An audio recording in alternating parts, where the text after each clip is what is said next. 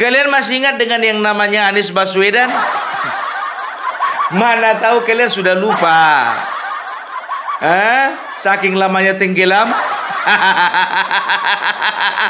Jadi aku cuma ingin mengingatkan saja nama itu. Supaya apa? Supaya jangan kalian pernah melupakan. Tahu enggak kalian? Sekian lama tenggelam, ternyata baru-baru ini baru muncul ke permukaan. Ya, dalam rangka apa? Dalam rangka memberi dukungan kepada Pramono Anung dan Rano Karno. Ada yang salah? Nggak ada yang salah. Nggak ada yang salah, ya. Daripada terima dukungan dari Amin Rais. Kalau ku bilang sama kalian, lebih masuk akal lah kalian terima dukungan dari Anies Baswedan daripada Amin Rais. Nanti diajak pula kalian itu main-main. Ton.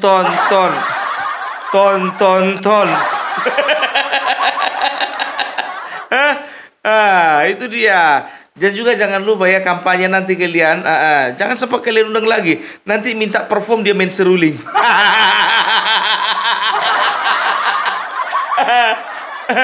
Tapi jujur aja lah, kalian terima dukungan dari Anies Baswedan. Nggak takut kalian terima dukungan dari orang kalah.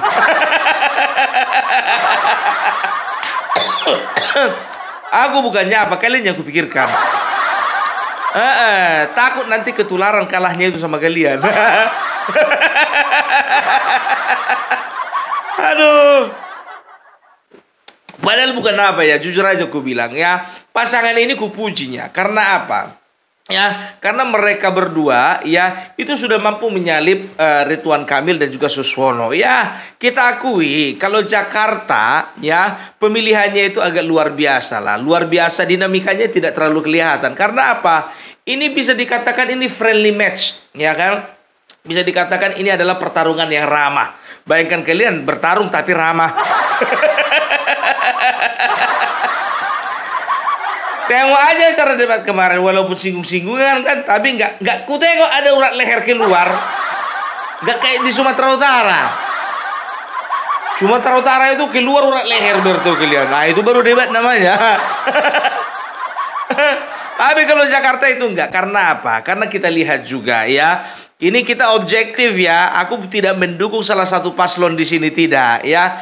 Objektif. Siapapun yang menang, Rano Karno dan juga Ridwan Kamil, Ridwan Kamil dan juga Pramono Anung, ya itu sama-sama orang yang baik, sama-sama orang yang berprestasi, sama-sama orang yang bisa dipercaya rakyat. Kan begitu. Sekarang masalahnya ya bagaimana mereka bisa melayani masyarakat tanpa ada embel-embel petugas partai.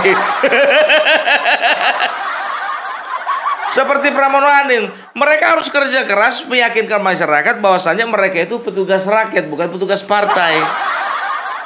Ridwan Kamil begitu juga, ya. Ridwan Kamil harus bekerja keras di sini, meyakinkan rakyat Jakarta bahwasanya beliau itu memang punya pengalaman, gitu loh, ya. Jadi bisa dikatakan ya, siapapun yang menang kita menang banyak lah. Karena apa? Selama tidak ada nih semuanya aman. Ya iyalah. Bukankah itu yang diidam-idamkan oleh rakyat Jakarta? Tapi tahu enggak kalian ya, ada gerakan namanya di Jakarta itu Gercos, gerakan coblos semua paslon. Ketika Anies Baswedan ya, mereka ini Gercos ini, kenapa ada Gercos? Karena mereka kecewa ya, Abah yang menjadi bapak mereka, menjadi sanjungan mereka, menjadi panutan mereka, itu ngerasa dizolimi gitu. Jadi mereka kecewa, maka mereka buat gerakan Gercos namanya, gerakan coblos semua paslon ya. Itu sebagai aksi protes mereka bahwasanya Anies Baswedan tidak ikut serta, atau lebih tepatnya menurut mereka tidak diikutsertakan di dalam pemilihan Jakarta ya. Dan tahu enggak kalian ya, kemarin Anies Baswedan memberikan dukungan kepada Pramono Anung. Gercos akhirnya angkat suara. Dia katakan apa? Kalaupun Abah mendukung salah satu paslon, maaf, I'm sorry, kami meninggalkan Abah.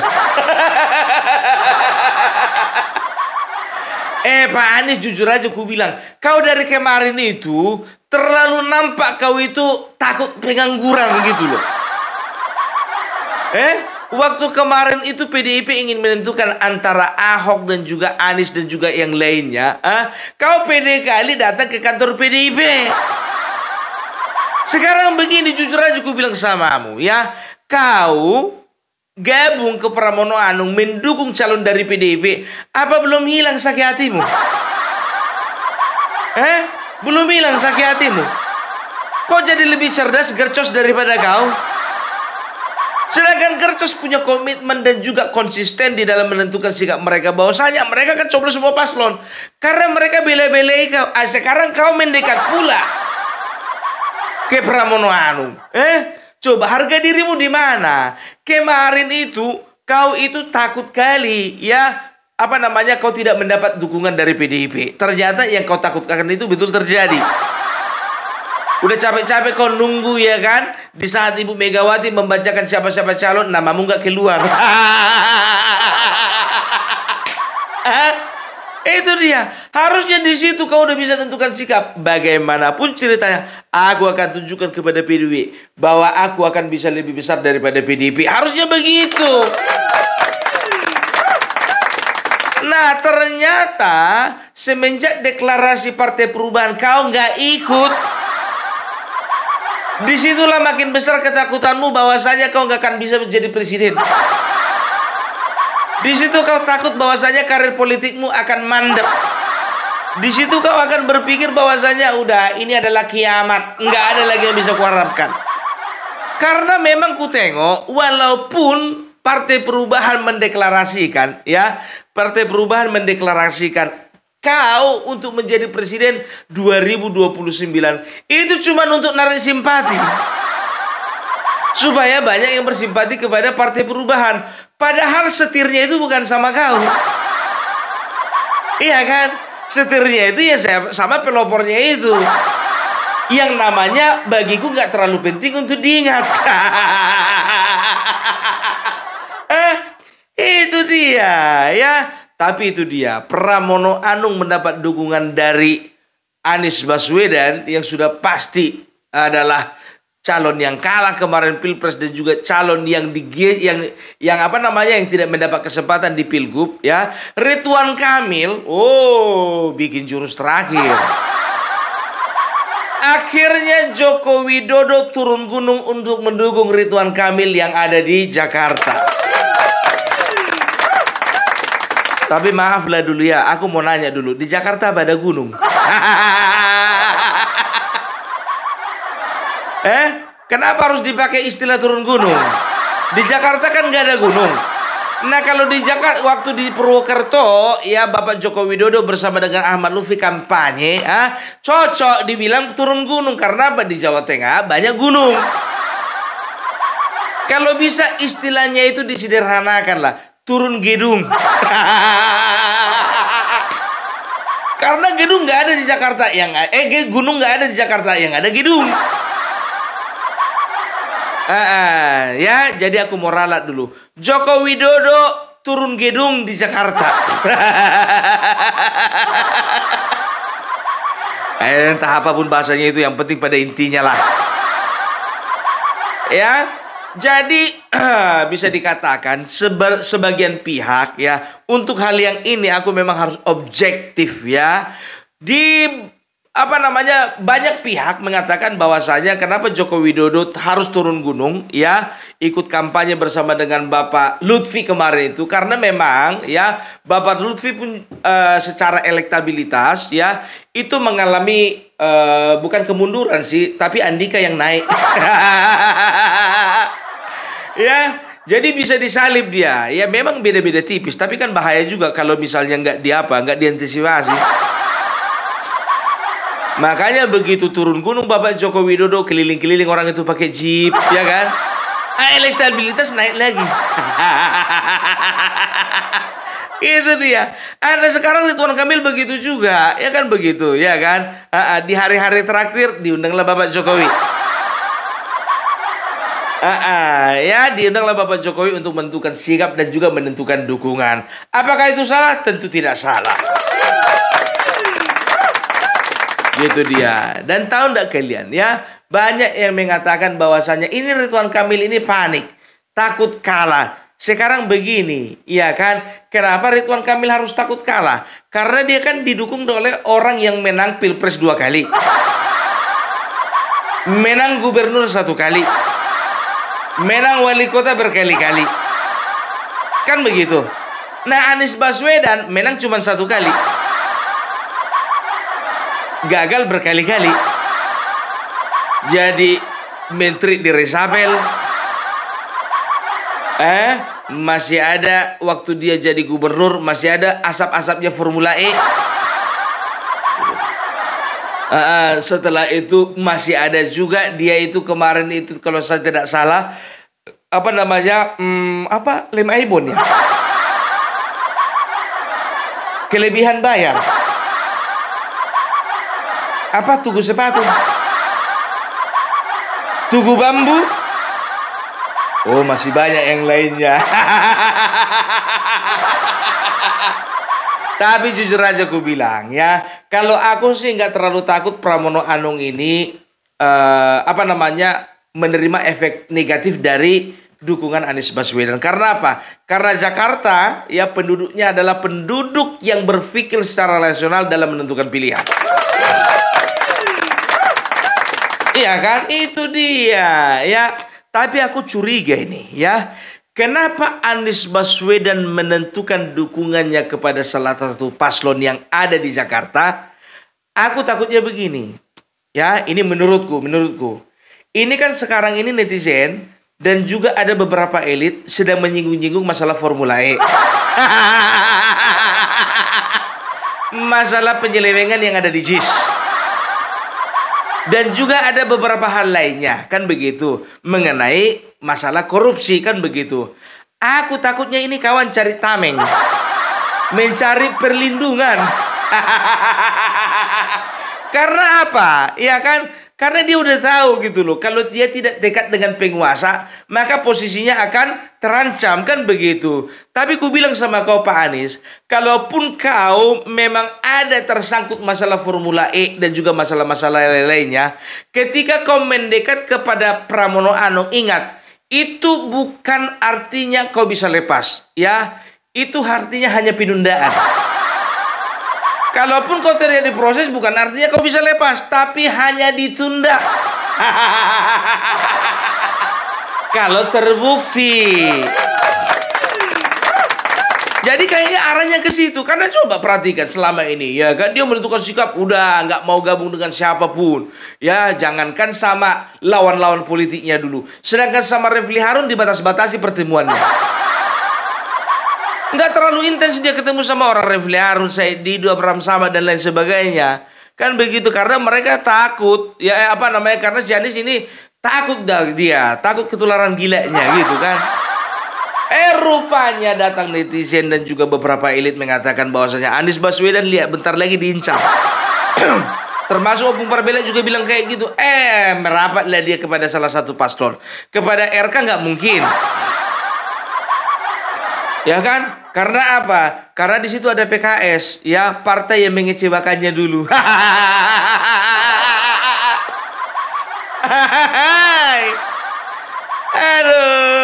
Aduh. Inilah dinamika politik yang ada di Jakarta ini. Bisa dikatakan ya nggak terlalu apalah, ya nggak terlalu riuh lah, ya nggak terlalu kalau di apa kalian bertahu kalian kalau di Sumatera Utara, lempar-lemparan. Sesama pendukung sini sama sana main lempar-lemparan. Dilempar yang sana ke sini, dilempar sini ke sana. Untung aja di sekitar itu nggak ada batu, ya nggak ada botol air mineral. Jadi nggak terlalu ada yang kepala berdarah-darah. Alias di Jakarta, ya kan aman-aman aja. Karena apa? Di Jakarta itu sekarang itu sudah banyak terbagi-bagi. Pendukung RK, pendukungnya Pramono, pendukungnya Darmakun, yang nggak seberapa itu. Baru apa lagi? Anak Abah pendukung RK. Anak Abah pendukungnya Pramono. Dan juga anak Abah yang tidak mendukung semuanya, tapi dicoblos semua paslon.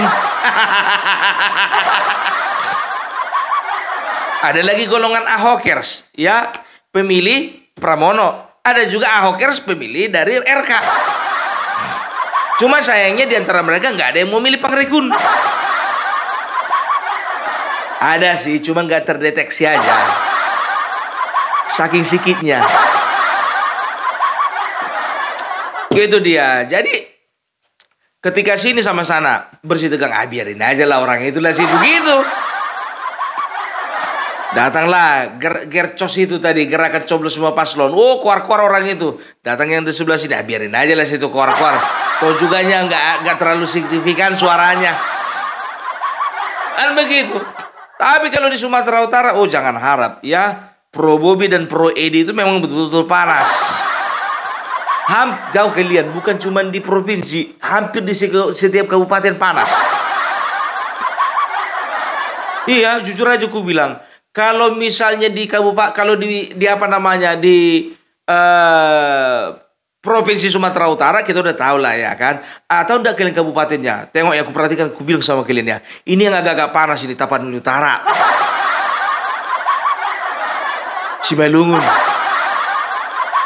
Yang paling parah Tapanuli Tengah. Tapanuli Tengah itu paling panas. Makanya aku bilang, iya kan, kalau misalnya di pusat itu jujurnya kalau Tapanuli Tengah ini, kalau di pusat ya itu kalau bisa dikatakan panasnya itu ibaratkan kompor-kompor hok. Kalau di Tapanuli Tengah ini kompor inai, kompor gas.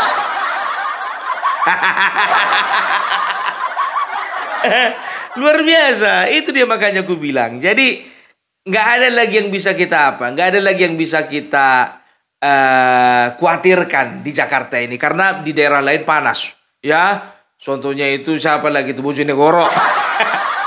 Indramayu panas itu, Pak. Makanya udah tenang ya. Jakarta itu paling panas masalah kemarin itu kan, pendukung dari apa namanya, apa sih namanya itu, klub sepak bola ya, klub sepak bola Jakarta, Jackmania. Oh, kalau itu panas itu ya kan.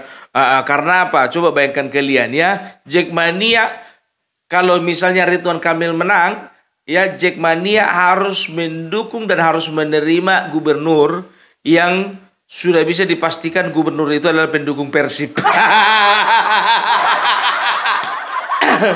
Dia harus mendukung dan dia harus menerima, mereka harus menerima gubernur yang asalnya dari Boboto.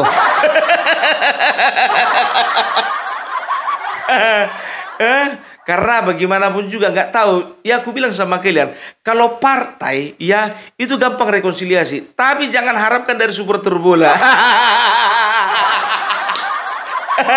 Karena apa? Sudah menjadi culture. Gitu dia. Itu artinya apa? Bahwasanya klub sepak bola dimanapun di Indonesia ini, itu mereka lebih punya komitmen dibandingkan partai politik. Itu dia. Coba kemarin supporter sepak bola yang dikecewakan gara-gara Ganjar. Gara-gara supporter sepak bola itu Ganjar makanya dapat 16%. Karena jelas-jelas Ganjar tidak mendukung Piala Dunia akan diadakan di Indonesia. Itu dia kan.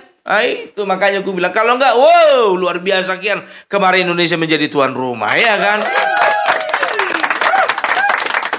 Jadi itulah dulu dari Opung Parbelak ya. Kalau misalnya dikatakan Bapak Joko Widodo turun gunung untuk Ridwan Kamil, ya bisa dikatakan ya mudah-mudahan. Kalau aku bilang sih mudah-mudahan ya, karena aku tengok persaingan makin ketat. Mudah-mudahan ini bisa memberikan efek ya, bisa memberikan efek positif bagi pasangan Ridwan Kamil dan Suswono ya. Jadi ya, tapi kan di dalam beberapa kali kesempatan memang Bapak Jokowi mendukung beberapa calon kepala daerah ya, bukan karena politik, karena dia nggak ada kepentingan. Ya, jangan kalian bilang ngapain cawe-cawe, enggak, dia bukan presiden. Kan begitu. Ya, dia itu mendukung dari lubuk hati yang paling dalam, ya. Dan bukan itu aja sih, ya. Rakyat juga bisa menilai bahwa saya sampai sekarang cinta rakyat kepada Bapak Jokowi belum bisa luntur. Tepuk tangan untuk Bapak Joko Widodo. Iya, ini susah dicari pemimpin seperti ini, wah, belum ada bandingannya. Oke, Jadi itu dulu dari Opung Parbelak. Salam NKRI, NKRI harga mati.